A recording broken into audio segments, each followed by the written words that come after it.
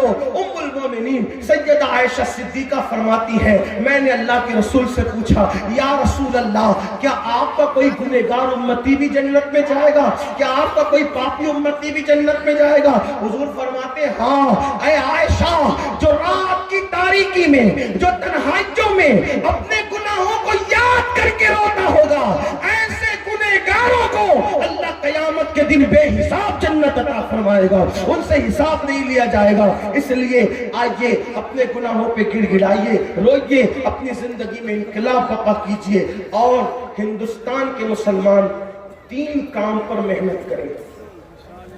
3 کام کرنا ہے ہم کو، پوری تقریر یاد رہے یہ یاد کرنا، پہلے وعدہ کرو کون کون یہ 3 کام کرے گا، ہاتھ اٹھائیں، بولو بھائی سبحان اللہ۔ دیکھو 3 کام ہندوستان میں ہمیں 3 کام کرنا ہے۔ نمبر 1 دیندار بنو۔ کیا بنو؟ اور اپنے بچوں کو بھی دیندار بناؤ۔ دیندار صرف داڑھی ٹوپی والے دیندار نہیں، صرف گوشت اور مچھلی کھانے والے دیندار نہیں۔ کیسے دیندار؟ جیسے رسول اللہ بنانے آئے تھے۔ اور وہ کیسا دیندار ہوتا ہے؟ جو اپنے لیے پسند کرو وہی اپنے ایمان والے بھائی کے لیے پسند کرو، ہے نا؟ کیسے دیندار؟ حضور سے سچا عشق کرو۔ کیسے دیندار؟ نماز کی پابندی کرو۔ تو 3 کام کیا کرنا؟ نمبر 1 کیا بنو گے؟ کیا بنو گے؟ دین پر عمل کرو۔ نمبر 2 مالدار بنو۔ نمبر 2 کیا کرنا ہے؟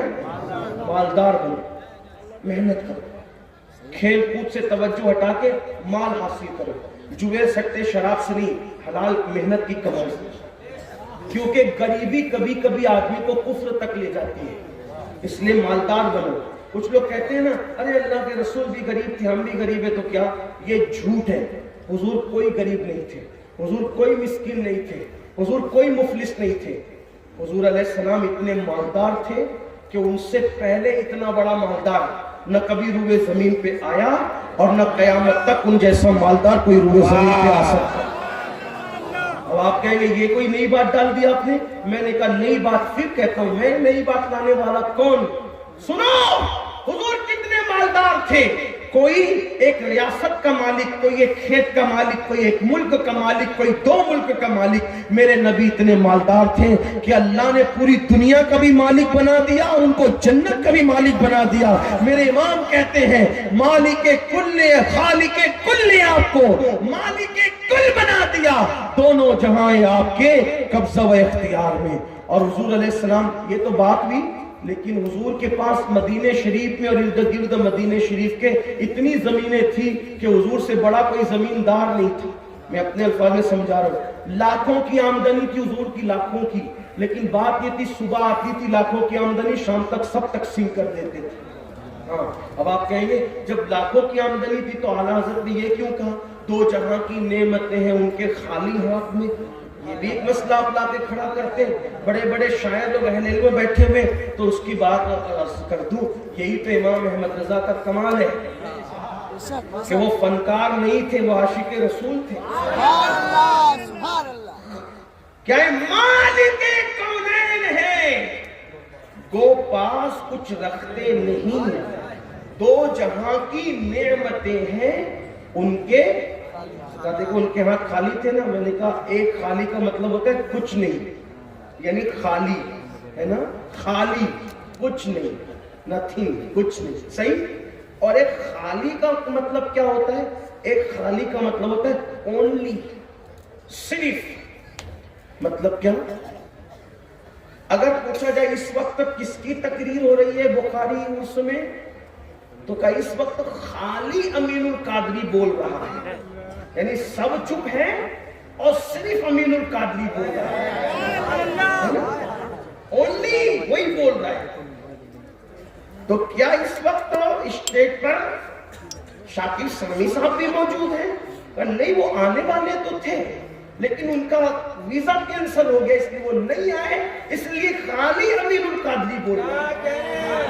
واہ، اس وقت کون بول رہے ہیں؟ خالی امین القادری بول رہا ہے۔ کہا کیا وہاں پر انسانوں کے سوا اور بھی کوئی ہے؟ نہیں، خالی انسان ہے، صرف انسان ہے۔ صحیح ہے، اب خالی کا مطلب سمجھ ہے؟ کہا کہ خانقاہ میں کون ہے؟ خانقاہ خالی پڑی ہے، اس پہ کوئی نہیں ہے، کچھ نہیں ہے اس میں، اور یہاں خالی انسان صرف انسان ہے. اتنی بات سمجھ میں آئی؟ ایک خالی کا مطلب ہوتا ہے کچھ نہیں، اور ایک خالی کا مطلب ہوتا ہے اونلی صرف. بات سمجھ گئے؟ سمجھے کہ نہیں سمجھے؟ بنگال والوں سمجھے کہ نہیں سمجھے؟ ہاں یہ تو دلی اور لکھنؤ والوں کی بھی بس کا نہیں ہے، کیونکہ امام احمد رضا کی بولی ہے. اب میرے امام کہتے ہیں مالک کونین ہے، کو پاس کچھ رکھتے نہیں، دو جہاں کی نعمتیں ہیں ان کے خالی ہاتھ میں. وہ مالک کونین ہے جو آتا ہے سب تقسیم کر دیتے ہیں، اپنے پاس کچھ نہیں رکھتے، اس لیے کہ دونوں جہان کی نعمتیں صرف اور صرف اللہ نے انہی کو عطا فرمایا ہے. ان کے سوا دو جہاں کی نعمت کسی کو عطا نہیں کی گئی ہے، اس لیے کہ جس کو جو ملا ہے انہی سے ملا ہے. خلق کے حاکم ہو تم، رزق کے قاسم ہو تم سے ملا جو ملا تم پہ کروڑوں درود. آسمان خان، زمین خان، زمانہ مہمان، صاحب خانہ لقب کس کا ہے؟ تیرا تیرا. اور میں تو مالک ہی کہوں گا کہ وہ مالک کے حبیب یعنی محبوب و محب میں نہیں میرا تیرا. اور کون دیتا ہے؟ دینے کو منہ چاہیے، دینے والا ہے سچا ہمارا. ہمارے نبی سے بڑھ کر، ہمارے نبی سے بڑھ کر کوئی مالدار نہیں، کوئی مالدار نہیں. ٹھیک، اتنی بات سمجھ آ گئی؟ ورنہ اور بھی دلیل پیش کرتا. تو نمبر 1 دیندار بنو، نمبر 2 مالدار بنو. نوجوانوں خاص طور پہ جو بوڑھے ہو گئے ان کو چیلنجز کا مقابلہ نہیں کرنا، چیلنجز کا مقابلہ ہمیں کرنا ہے. نوجوانوں جلدی اٹھو، جلدی سو، خوب محنت کرو، مالدار بنو، خوب مالدار بنو. یہ لوجوں میں جو مسلم بیٹیاں بک رہی ہیں غربت کی وجہ سے، سگنلوں پر بھیک مانگ رہی ہے برقع پہن کر غربت کی وجہ سے، غربت کفر تک لے جاتی ہے. لڑکیاں جو مرتد ہو رہی ہیں، لڑکے جو مرتد ہو رہے ہیں، کہیں نہ کہیں غربت کو اس میں عمل دخل ہے. غربت کا خاتمہ کرو. ایک آدمی مالدار ہے، ایک آدمی مالدار ہے، وہ دوسرے کو پیسہ لگا کر کے اٹھائے. اگر زکوٰۃ کے مستحق ہے تو زکوٰۃ اتنی دے تاکہ وہ بھی آئندہ سال زکوٰۃ دینے کے قابل بن جائے. اور بنگال والوں اگر برا نہیں مانے تو ایک بات آپ کروں ہاتھ جوڑ کے، مسجدوں کے 2-2 کروڑ کے مینار بنانے کی بجائے کوشش کرو کہ وہ 2-2 کروڑ غریبوں پہ خرچ کرو اور ان کو مضبوط کرو. اگر ہماری قوم 10 سال میں مضبوط ہو گئی تو 2 نہیں بلکہ 10 کروڑ کے مینار ہم بنا سکیں گے. اس لیے میری گزارش ہے جلسوں کے خرچے بھی کم کرو، شادیوں کے خرچے بھی کم کرو، اور سب خرچے کم کر کے اپنی قوم کو مضبوط کرو. حضور علیہ السلام اسی لیے تشریف لائے تھے. تو دیندار بنو، مالدار بنو. اور نمبر 3 ایجوکیشن پہ بہت محنت کرو. کوئی بھی جاہل نہ رہے، کوئی بھی ان پڑھ نہ رہے. خوب خوب پڑھاؤ اپنے بچوں کو. 10ویں 12ویں تک کبھی مت رکنا، بلکہ اپنے بچوں کو IAS بناؤ، IPS بناؤ، ڈاکٹر بناؤ، انجینئر بناؤ. ڈاکٹر بھی BUMS والا مت بناؤ بلکہ MD اور اعلیٰ سے اعلیٰ ڈگری دلاؤ. اب آپ کہیں گے مولانا پیسے نہیں ہے. میں آپ سے کہتا ہوں ہر سال عید پہ نیا کپڑا نہ بنانا پڑے، نہ بناؤ، دھلے ہوئے کپڑوں پہ عید کر لو، لیکن اپنے بچوں کی تعلیم پہ خرچہ کرو. اسی طریقے سے کسی اور جگہ پر پیسے لگانے کی بجائے 10 سال اگر ان 3 نکات پر آپ نے محنت کر دی، دیندار بنو، مالدار بنو اور ایجوکیشن کو عام کرو. ہر بندے کو پڑھا لکھا بناؤ. آپ کہیں گے مولانا نوکری نہیں ملتی. میں کہتا ہوں ہم نوکری کے لیے نہیں پڑھتے، ہم اچھا انسان بننے کے لیے پڑھتے ہیں. اس لیے کہ پڑھے لکھے کی تجارت میں ان پڑھ کی تجارت میں فرق ہے، پڑھے لکھے کی گفتگو میں ان پڑھ کی گفتگو میں فرق ہے، پڑھے لکھے کے اٹھنے بیٹھنے میں ان پڑھ کے اٹھنے بیٹھنے میں فرق ہے. دیکھو آپ یہ نہیں کہتا ہوں کہ آپ سب ان پڑھو، لیکن ایک بات آپ سے کہتا ہوں، محفل میں پڑھے لکھوں کا انداز اور ہوتا ہے، ان پڑھ لوگوں کا انداز اور ہوتا ہے. کھانے میں، پینے میں، اٹھنے میں، بیٹھنے میں. تعلیم کو عام کرو.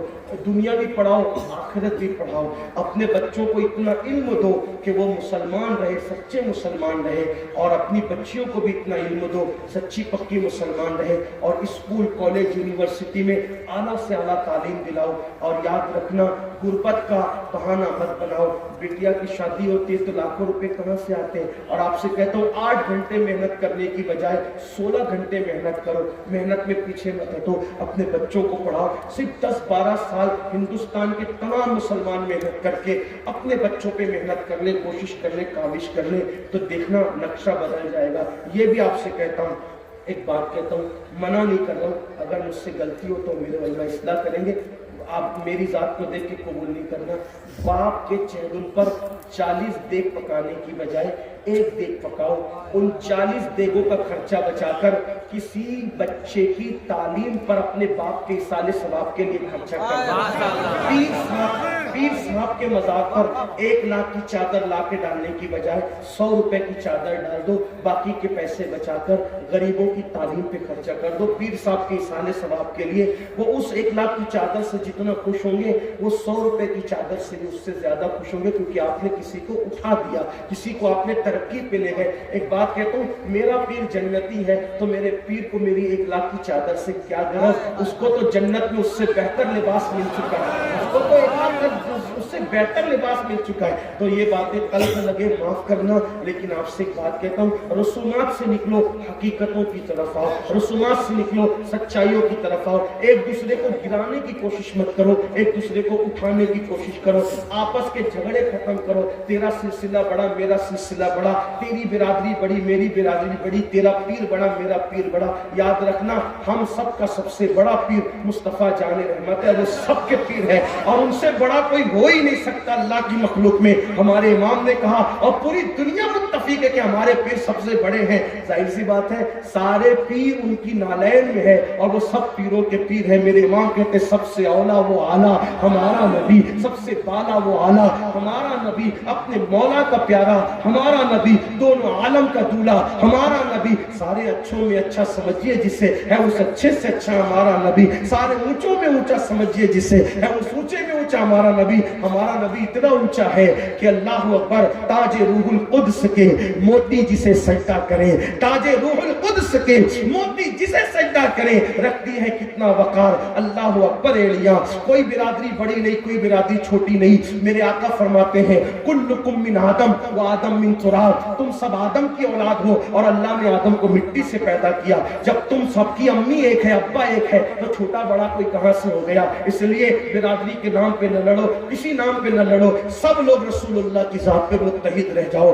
صحابہ اور اہل بیت کے عقیدے پہ متحد ہو جاؤ۔ اور ہاں، جو نبی کے گستاخ ہے، بے ادب ہے، ان کے لیے تو اپنا موقف کل بھی یہی اور آج بھی یہ، اور انشاءاللہ قیامت تک یہی، کہ دشمن احمد پہ شدت کیجئے، ملحدوں کی کیا مروت کیجئے، غیظ میں جل جائے بے دلوں کے دل، یا رسول اللہ کی کثرت کیجئے، شرک ٹھہرے جس میں تعظیم حبیب، اس برے مذہب پہ لعنت کیجئے چرچا انہی کا صبح و شام، جانے کافر پر قیامت کیجئے۔ وما علینا الا البلاغ۔